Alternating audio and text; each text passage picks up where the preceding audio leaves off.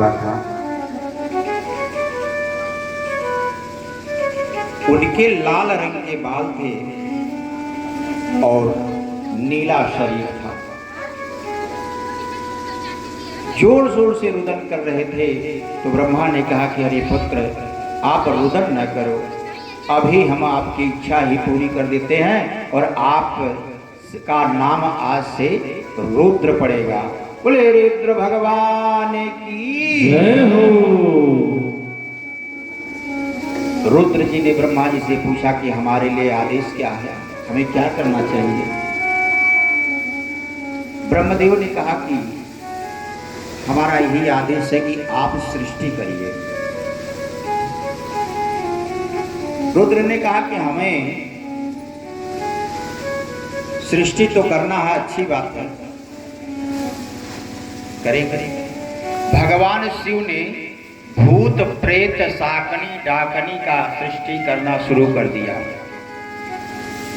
जब ब्रह्मदेव का दृष्टि पड़ित है, बाबा ये क्या कर रहे हैं, कहे हम तो ऐसे ही करते हैं, जो आता वही करेंगे ना।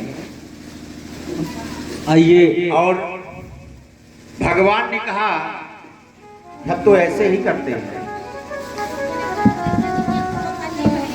फिर ब्रह्मदेव ने शांत चित्त मन से बैठ करके 10 पुत्रों को सृष्टि किए, जिनका नाम मरीचि, अत्रि, अंगिरा, पुलह, क्रतु, भृगु, वशिष्ठ, दक्ष और 10वें पुत्र नारद। नारद जी इनके गोद से उत्पन्न हुए हैं।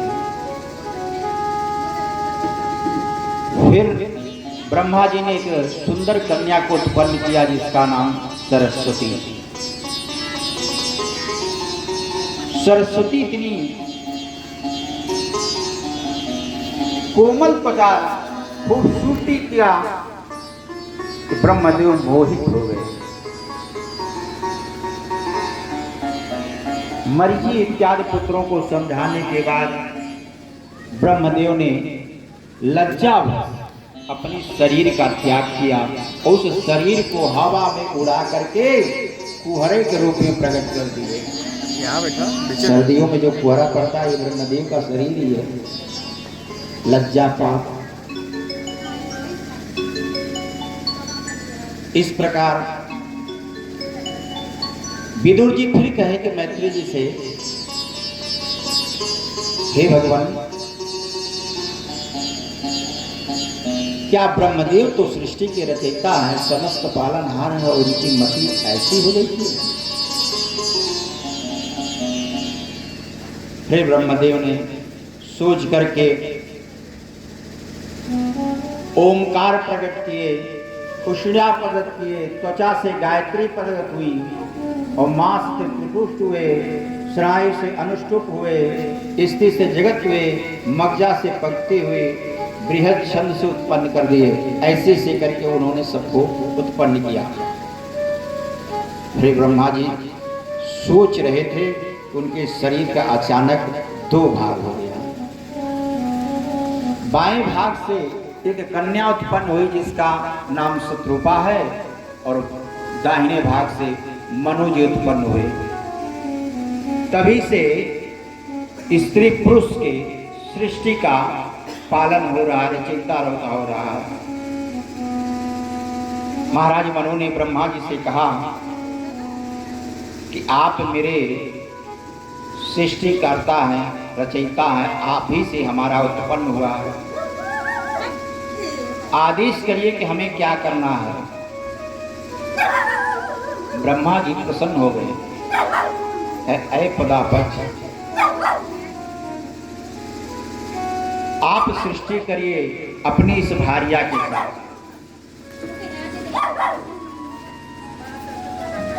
मनु महाराज ने कहा कि मैं तो सृष्टि करना चाहता हूं, पर मुझे और मेरे सृष्टि का और मेरे प्रजा का रहने का जगह कहाँ।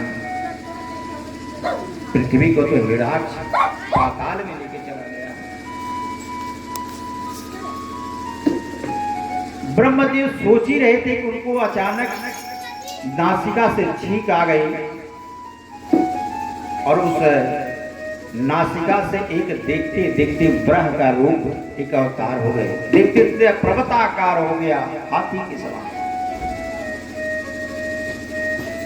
सारे देवता देख रहे हैं कि ये कौन है। ब्रह्मा जी चकित होकर कह रहे हैं ये कौन है। भगवान की गर्जना को सुनकर देवता लोग समझ गए कि साक्षात नारायण ही रूप धारण किए पृथ्वी को बचाने के लिए।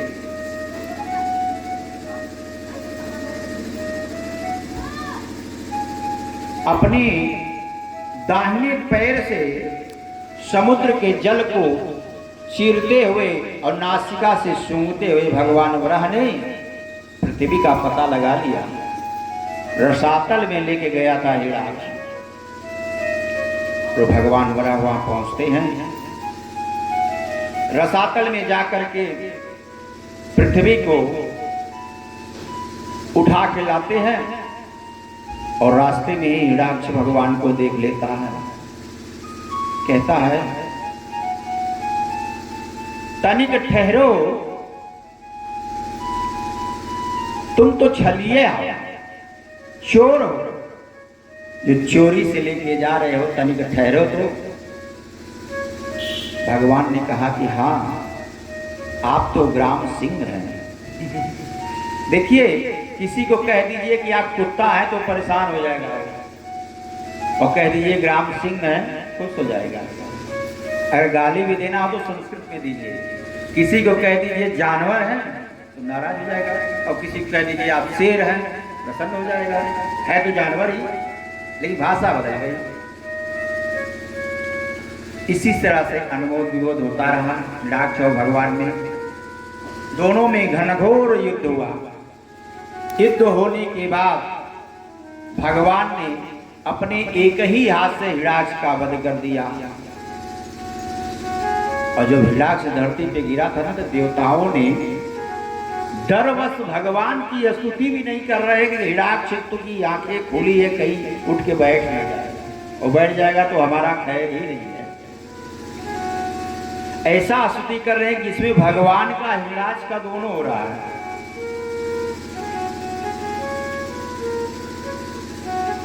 इसके बाद ब्रह्मणा देव देवं देवानाम मोक्षता दित्तित्वयं सिरे ध्यान कक्षमं विनोदिता।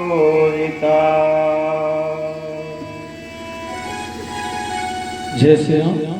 आइए एक बहुत छोटी सी भजन। चली जा रही है उम्र धीरे धीरे, चली जा रही है उम्र धीरे धीरे, चली जा रही है उम्र धीरे धीरे, चली जा रही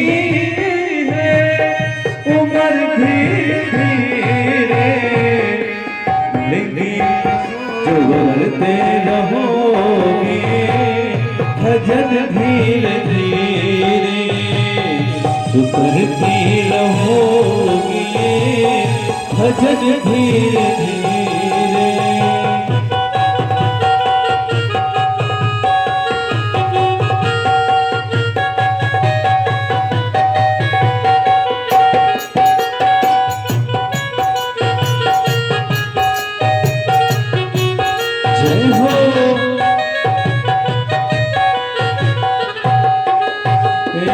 बचपन भी जाए जवानी भी जाए,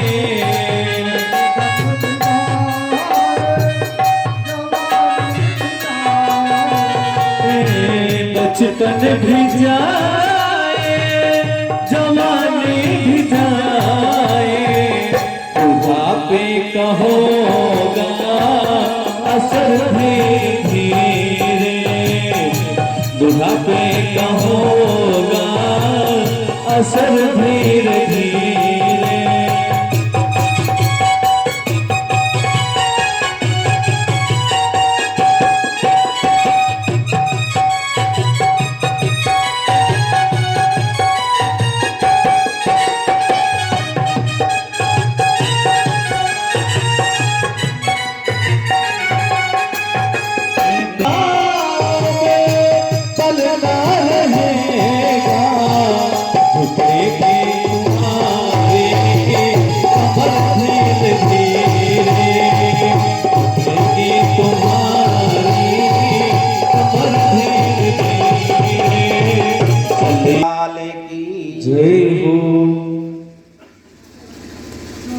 फिर विदुर जी प्रश्न किए कि प्रभु, महाराज मनु के और शत्रुपा से कितने संतान हुए? मैत्री जी कह रहे हैं कि महाराज मनु के 5 संतान हुए, 2 बेटे थे और 3 बेटियां। उनमें जो बेटे थे प्रियव्रत और उत्तानपाद, ये 2 पुत्र थे। अकृति, देहूति और प्रसूति 3 कन्याएं। पेपर देने का था दुर्वासा। इसमें देहूति बड़ी थी। महाराज मनु ब्रह्मदेव के पास गए, कहें कि हमारी पुत्री तो विवाह की योग्य हो गई, इसके योग्य वर कहाँ है? ब्रह्मदेव ने कहा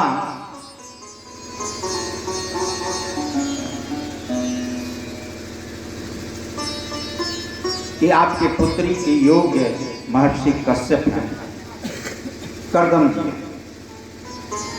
कर्दम जी तप कर रहे थे और नारायण उनको दर्शन देने के लिए आए। प्रभु की प्रेरित माया से जब नारायण ने कहा कि वरदान मांगे, तो कहें प्रभु हम विवाह करना चाहते हैं। भगवान मुस्कुरा कर कहे कि हमको पता था कि तुम विवाह करने वाले हो, इसलिए सारी व्यवस्था करके लाए हैं। बैठिए कुर्सी पे। अब कर्दम जी भगवान को छोड़कर दौड़ पड़े। भगवान ने कहा मैं खड़ा हूँ, आप कहाँ जा रहे हैं? कहें देखे तो कौन सी कन्या लेके आए जिससे विवाह करने के लिए आप व्यवस्था कर रहे हैं।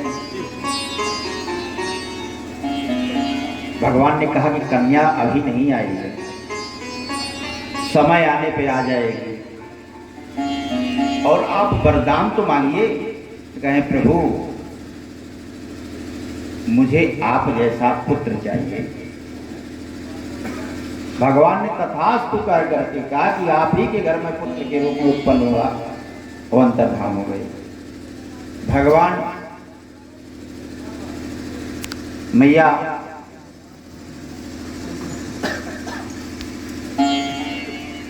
जो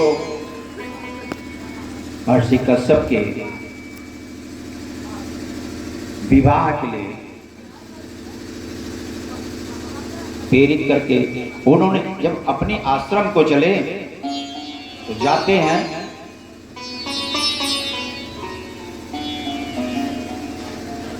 भगवत की कृपा से कुछ दिन समय बीतने के बाद भगवान ने ऐसा मनोवस्त कृत्या किया कि एक बार महर्षि स्माइल करा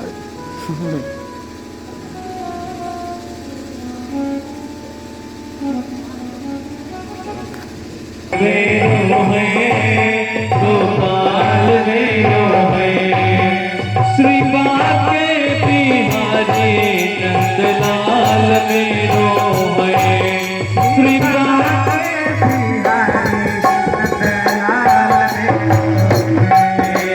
श्री बाके बिहारी नंदलाल श्री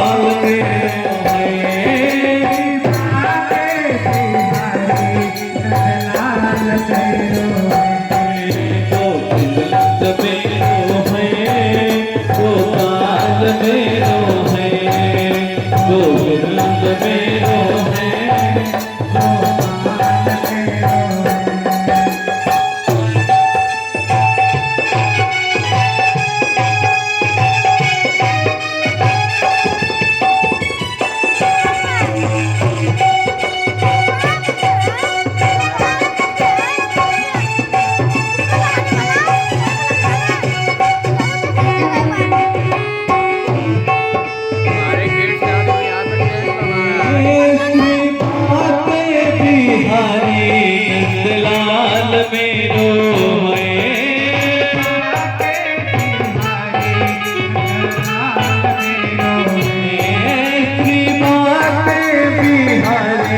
नंदलाल मेरो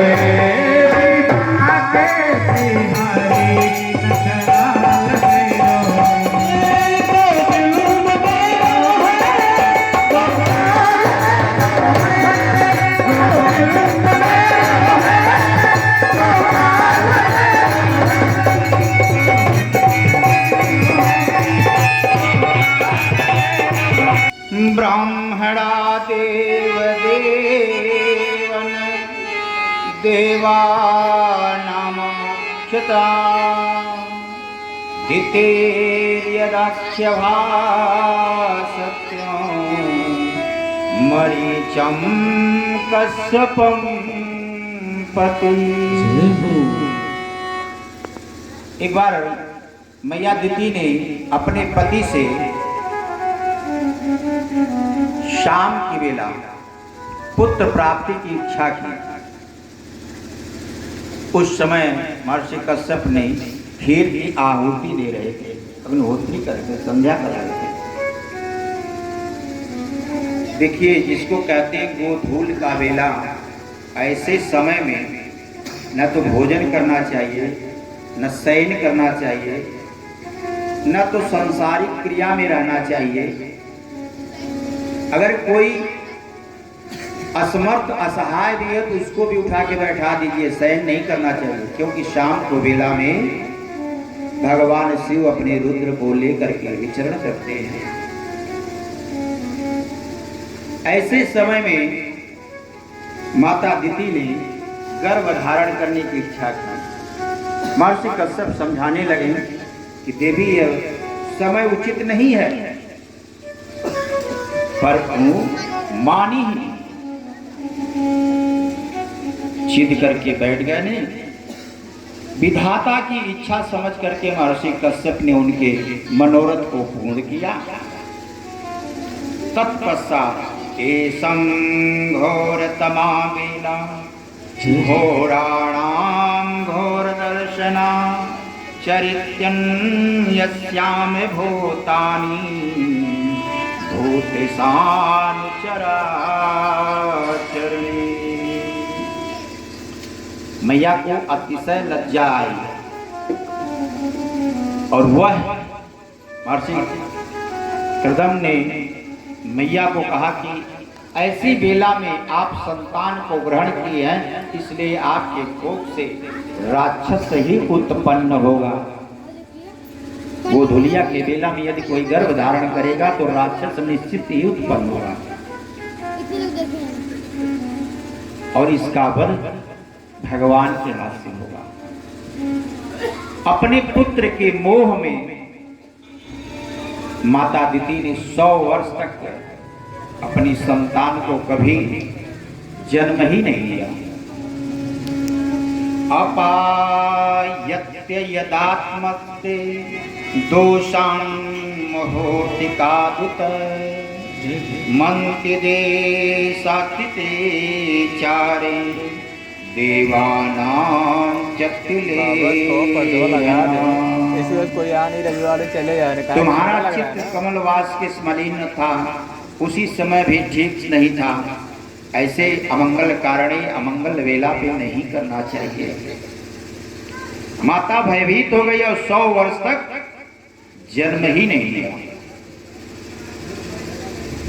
माता के गर्भ में इतना भयंकर तेज उत्पन्न हुआ कि स्वर्ग में देवता भी जलने लगे।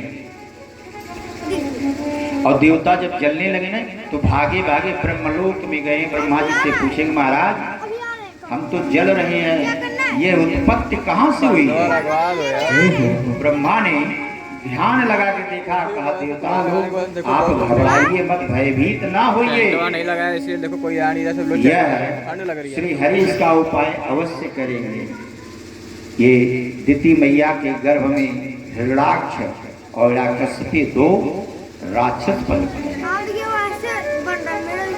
विधाता का संकल्प जानकर देवता ने 100 वर्ष तक इंतजार ही किया, छिप करके। ताएकदा भगवतो वैकुंठ श्याम मालना वैकुंठा नित्ययं सर्वं लोकनामस्कृताकरम्। फिर ब्रह्मा जी ने देवताओं की प्रार्थना की। देवताओं ने तुम्हारे पूर्व जन्म मेरे करते हुए प्रार्थना करके समयानुसार मैया ने हिरण्याक्ष और हिरण्यकश्यप को जब जन्म दिया, जब और जन्म देने के बाद हिरण्याक्ष आकाश को छूने लगा, इतना बलशाली हो गया। हिरण्याक्ष अपने बड़े भाई हिरण्यकश्यप से कह रहा कि भैया वैभव तो बहुत है, पर शरीर में इतनी ताकत है कि कोई लड़ने वाला ही नहीं है, चलिए दिग्विजय किया जाए। हिरण्याक्ष अकेले ही गदा लेकर के दिग्विजय करने के लिए निकल पड़ा। तो पहले स्वर्ग गया। देखिए लोग स्वर्ग के लिए मरते हैं, मुझे स्वर्ग मिल जाए, पर स्वर्ग में बड़ी दुर्दशा है। जब राक्षस आता ही वहां पहुंचते थे, घर छोड़ के भागना ही पड़ता है। बोलिए वृंदावन बिहारी लाल की जय हो। हिरण्याक्ष ने स्वर्ग पे गर्जना की, देवता लोग स्वर्ग छोड़ के फरार हो गए। वहां से वह सीधे समुद्र में गया, वरुण देव को पकड़ा और कहा कि आइए युद्ध किया जाए। वरुण देव ने कहा कि अब तो शरीर जलपा हो गई, हम बूढ़े हैं, आपको आशीर्वाद देते हैं, हम लड़ नहीं पाएंगे। आशीर्वाद यही देते हैं कि परमात्मा आपकी मनोरथ शीघ्र ही पूर्ण कर दे। कह रहा हूँ ना, जो कर लेकर आज पर हिरण्याक्ष वहां से निकला। रास्ते में नारद बाबा जा रहे थे, उनको पकड़ लिया। ततः समतपन्या मुख सतिकृतो भया जघानोत परम देवा नारदम वृक्षरीकृता।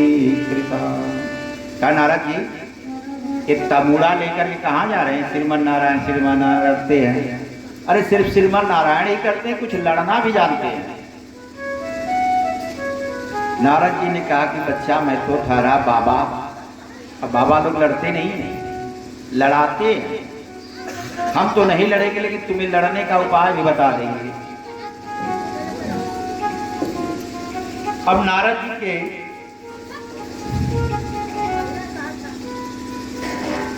छोड़ करके जब हिरण्याक्ष आगे बढ़ा तो नहीं कुछ मिला, तो पृथ्वी को ही उठा ले गया रसातल में।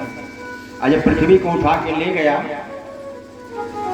तो भगवान वराह अवतार नील वराह, श्वेत वराह चल रहा है इस समय, नील वराह ये 28वां कलयुग है का रूप धारण करके भगवान ने पृथ्वी को बचाया। फिर विदुर जी ने कहा महाराज आपने बड़ी अच्छी कथा सुनाई हमको, माता देवहूति और कर्दम के विवाह की, हिरण्याक्ष की। हे कमल नयन, माता कर्दम के और देवहूति का विस्तार से मुझे कथा बताइए।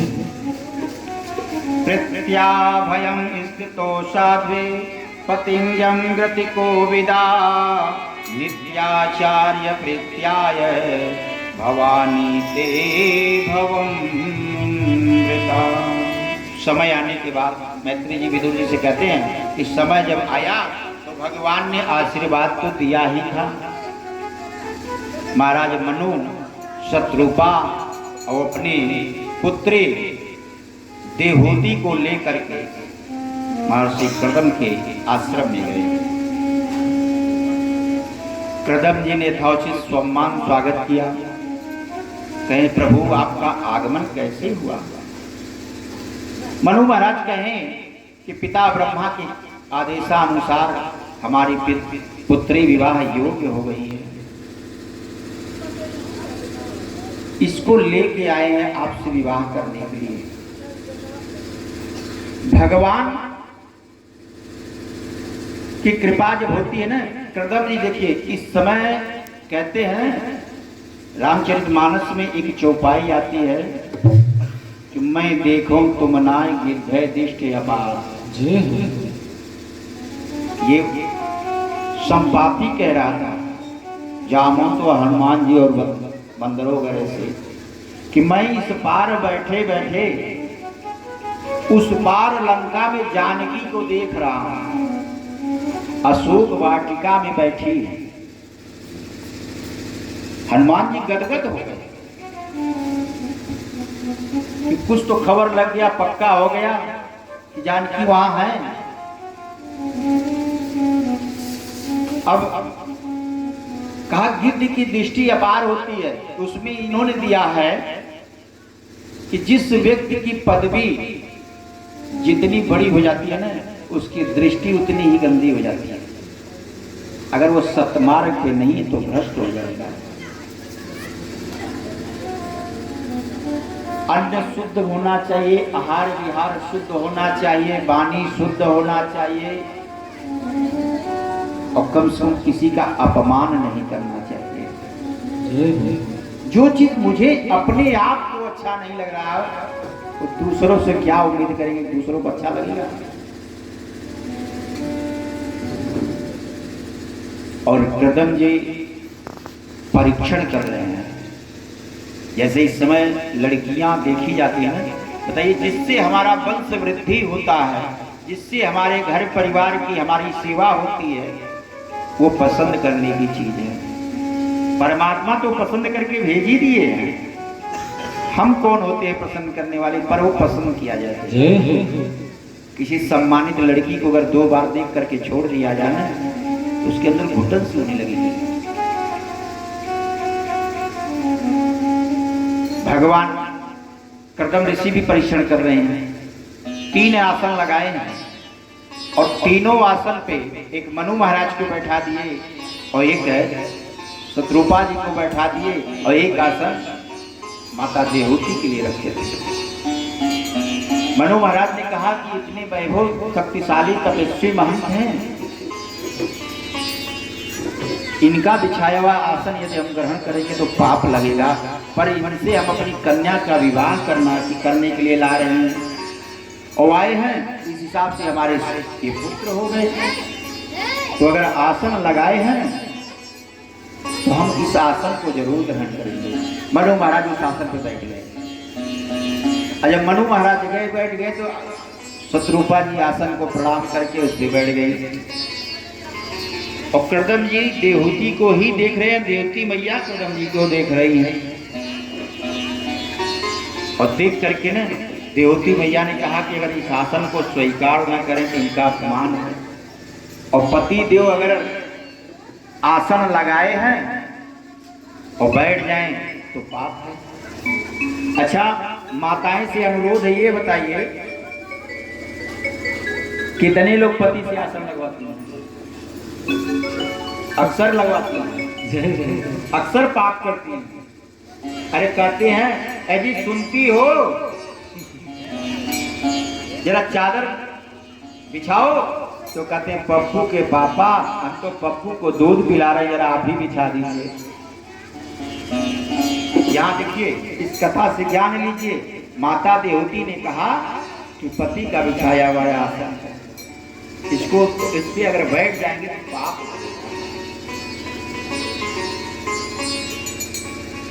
उस पे हाथ रख करके मस्तक को लगा ले, भैया इसका ये मर्द हो गया कि उस आसन को स्वीकार कर ली और बैठी भी नहीं। कृदम जी समझ गए कि लड़की बहुत सुयोग्य है, इसको स्वीकार किया जा सकता है। महाराज मनु अपनी कन्या का संकल्प पानी ग्रहण कृदम जी से करके माहिष्मती अपने राज्य को चले गए। और कृदम जी माता देवहूति को लेकर के जब अपने आश्रम में आए तो मैया ने कहा ये किसका आसन है? कहीं तो हमारा है। कहीं ये किसका आसन है? उस पे सर्प बैठा था, कहीं इसका है। कहीं ये किसका है? उस पे पक्षी बैठा, कहीं इसका है। कहीं महाराज आश्रम आपका है और आश्रम सबका लगा। कहीं हम संत हैं और संत की लीला अनंत होती है।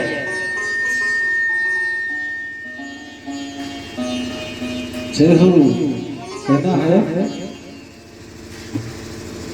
संतक के संग लाग रे, संतक के संग लाग रे, तेरी अच्छी बनेगी। संतक के संग लाग रे, तेरी अगली बनेगी।